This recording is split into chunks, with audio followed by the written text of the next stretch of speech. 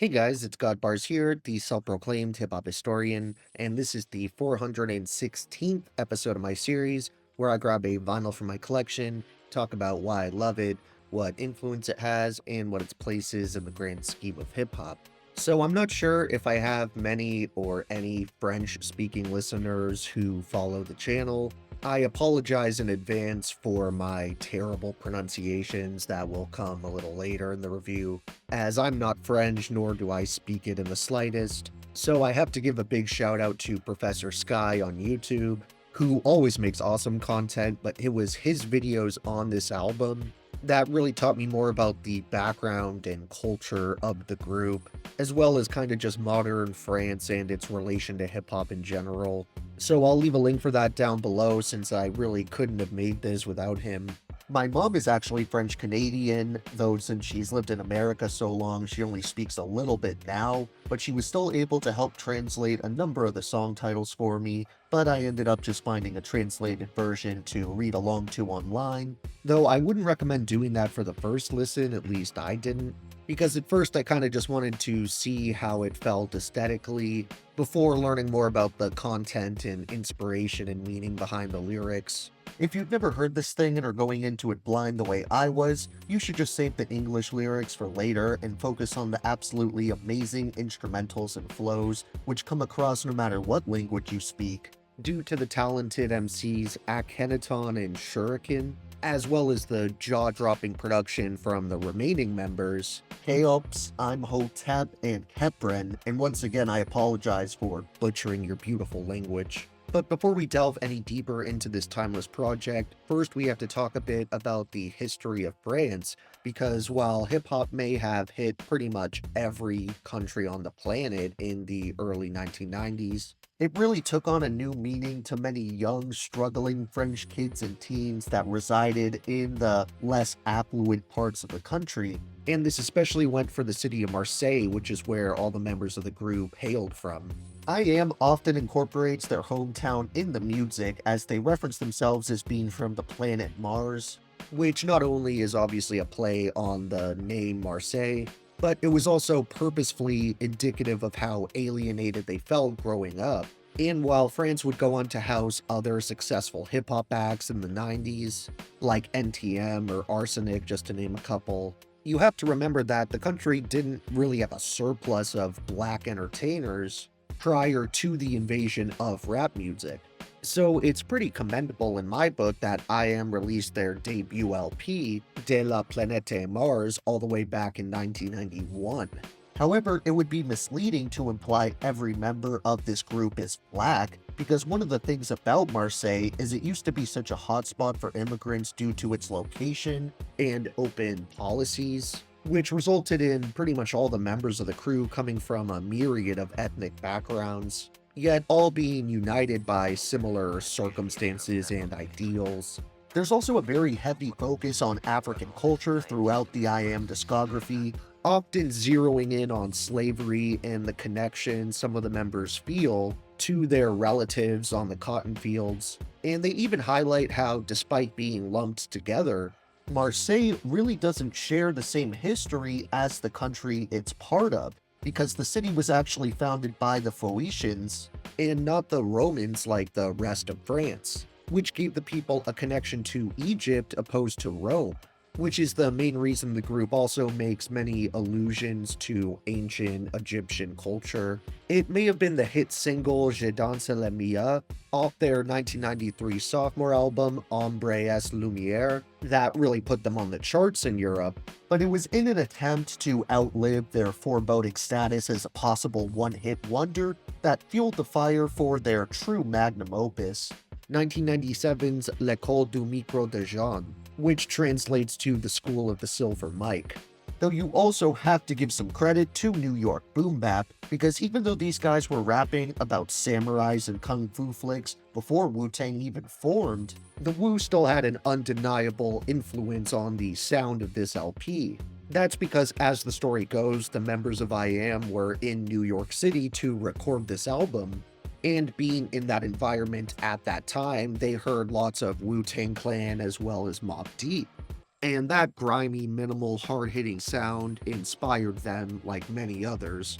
But with these guys, it got to the degree that they proceeded to scrap everything they had made up until that point, so they could start fresh with a set of beats that would be able to keep up with the times. And man, did they succeed in that department, because the production here is frankly immaculate, with creative loops on every single track, inventive sample usage that pulls from every corner of pop culture, and crispy, hard-hitting drums that keep your head nodding, absolutely regardless of the language you speak.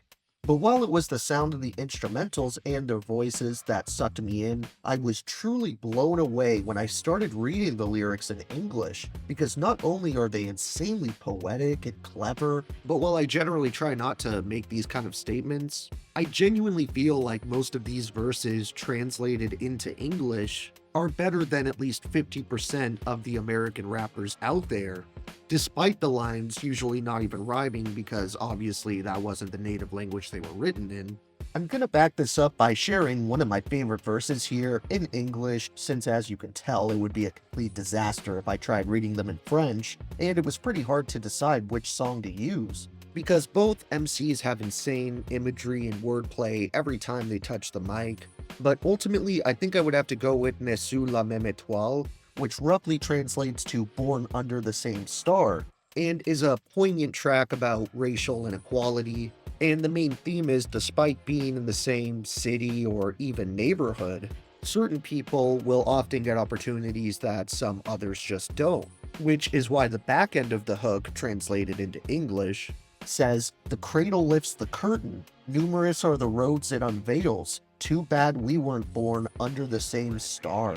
The opening section comes from Shuriken, who, with his deeper register and more rugged delivery, delivers a personal set of bars that perfectly encapsulates the theme of this track.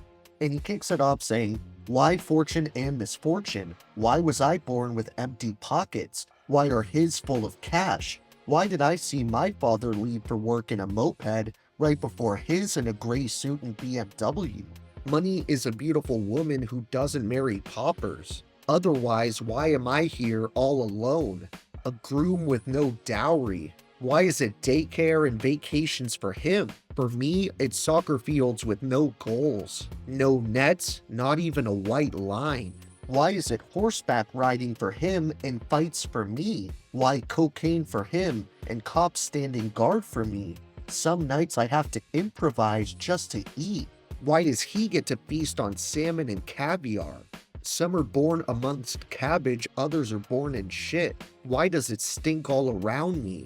What do you want from me? Why is it that at his place, Christmas is always sunny, while at my place, dreams are banished by an ice-cold reality? And he gets the right to a higher education. Why can't I afford their textbooks and notebooks? Why did I have to drop out of school? Why didn't he have a little brother to feed? Why did I sell drugs every day? Why do I sink deeper while he submits his thesis? Why do steel cages and golden cages do as they please? His star shone brighter than mine under the vast sky. Why wasn't I born under the same star?"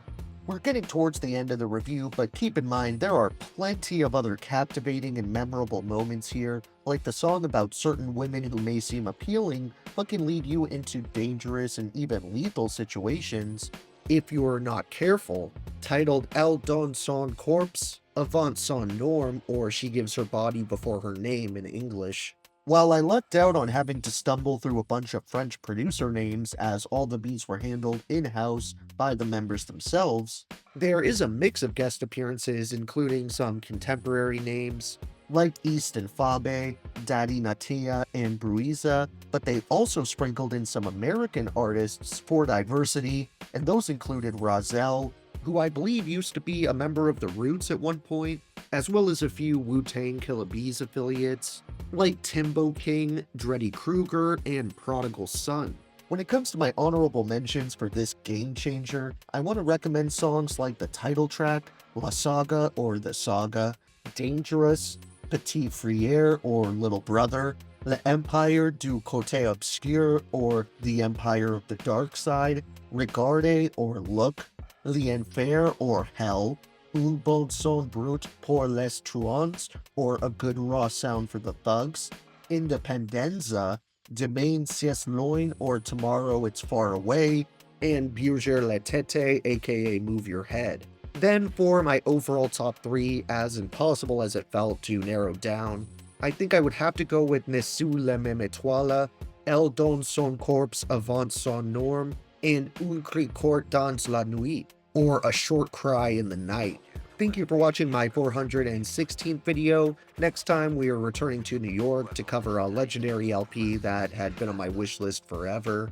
So check in for that one, and if you enjoyed, be sure to like, subscribe, and let me know what moments from this masterpiece connect with you the most. Don't forget to have a great day, and I'll see you next time, okay? Alright.